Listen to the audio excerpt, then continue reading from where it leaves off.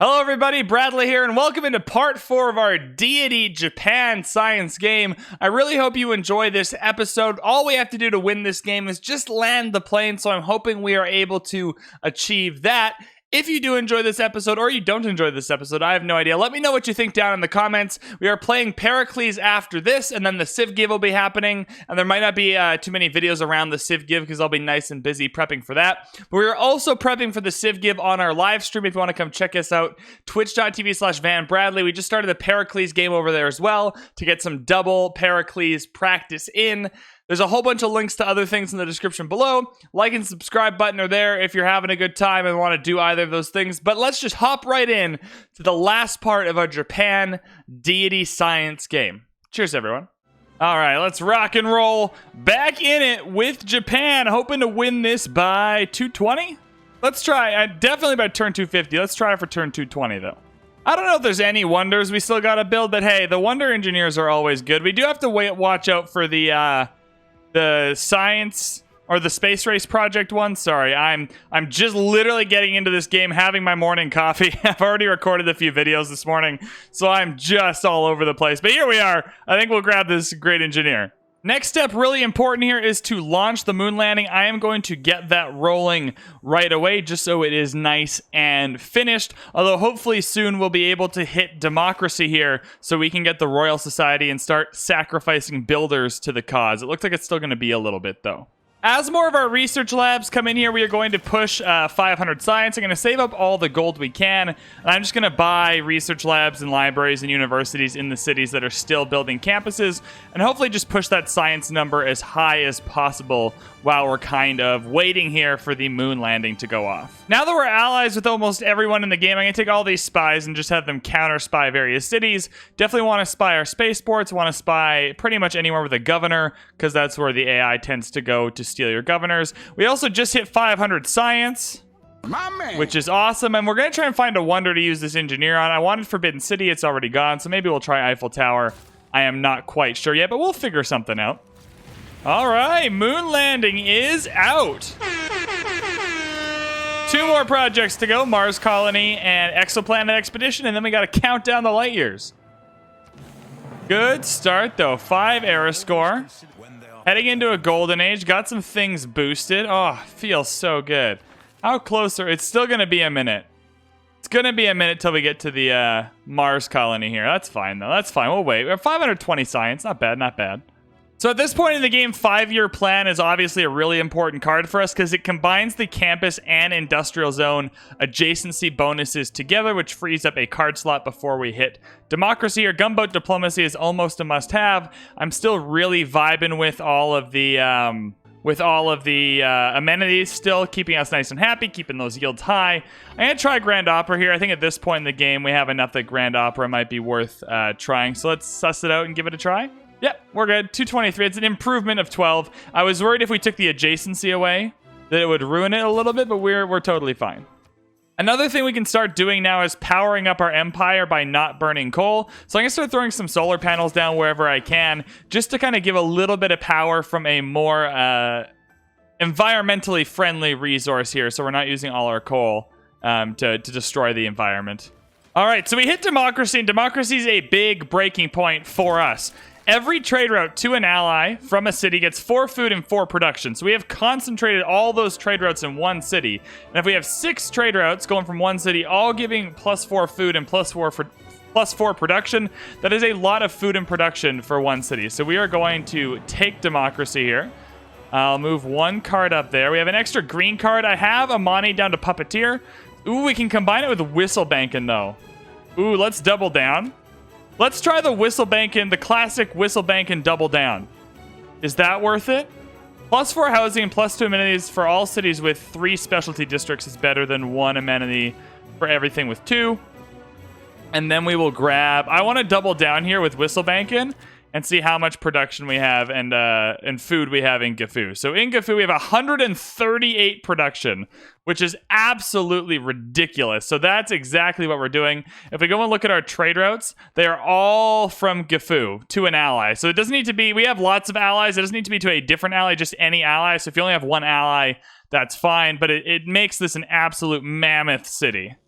Golden Age is a big deal here. Nobody else except for Saladin is in a Golden Age as well, which is awesome for us. Now, big choice here. Reform the coinage. Coinage can be quite good, especially if we're getting 40-ish gold per trade route from our cities.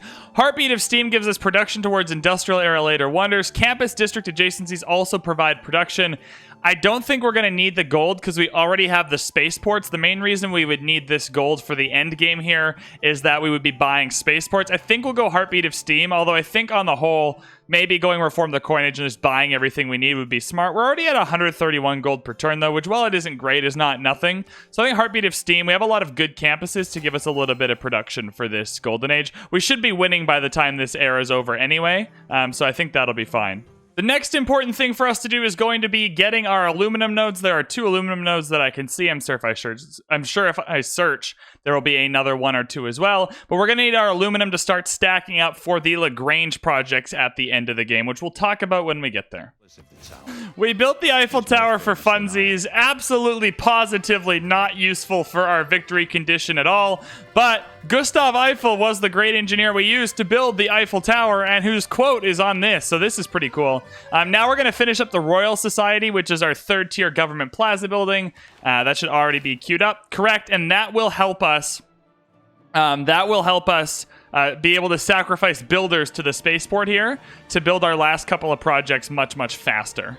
We're going to need lots of builders to sacrifice to the spaceport, so I think grabbing a couple in the Liang city where they have more charges and thus have a stronger kind of sacrifice power is pretty smart. Everywhere else, it's way too late in the game to build districts or anything, so we're just going to keep getting campus research grants to pump up our science numbers, get those great scientists that we need for space race. We're also still trying to find the great engineer as well. Yeah, like down here in Fukushima, not a lot going on. Just campus research it up for the rest of the game. You're good to go, my guy. All right, after the Mars colony, the next thing we're looking for is the Exoplanet expedition.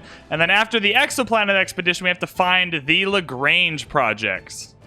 So you can see with Kilwa, because we get boosts for having more than 1 city-state of the same type, we just got our 2nd culture city-state, Suzd, Antananarivo. And between the suzerain bonus and the bonus from the Kilwa, we went from like 310 to 474 culture per turn. So if you're able to choose multiple city-states of the same type, it's very helpful to boost these numbers up. This is one of my favorite great merchants in the game, and I honestly can't believe it exists. It's still fairly new to me. We had a good time on stream with this the other day. If you're suzerain of a city-state, it'll just absorb the city-state into your... How stupid is that? It's so funny, though. It's so funny. All right, so the Royal Society has been built in Kyoto. Now, what I'm talking about when I say sacrificing builders, this is a pretty normal science strategy, but if you're not aware of it, in your spaceports with the Royal Society, you are able to sacrifice your builders' charges for production towards that project. So the more builder charges you have, the higher that sacrifice will go. That's why we want the 4 charge builders in Liang, and you just want a steady stream of them. You can only sacrifice 1 per turn, but you don't want to use it twice and then sacrifice it, and it'll apply a certain amount of production to the city here. So you can see the number of turns is either going to go down, or the little highlighted bit is going to go up, or both, depending on how much production. But you can see I sacrificed the builder, went from 4 turns to 3 turns, and that is a quick way to kind of run through these end game science projects. Mars colony is out, baby. Woo! All right, 1 more project left. Untutored courage. Let's launch the Exoplanet expedition. 9 turns, not a worry. Not a worry at all. Steady stream of builders coming through. That'll be done nice and quickly. All right, we found the great scientist and the great engineer we're looking for, so we are going back to just running projects as quickly as possible to get the production towards these projects, although it's a little bit late in the game because we're already producing the projects quite quickly, and they're already finishing up here. They're still probably worth getting. We have managed to loyalty flip Dermudi. It's a very small city that have this very big skyscraper, but hey, you know what? Free cities are free cities. If you don't take them, they just go into being free cities that have units that bother you, so we'll just take it. The game's almost over. We will take 1 for the team and become the leader of Dermudi. Is this the Exoplanet expedition? And drum roll. No? All right. There it is.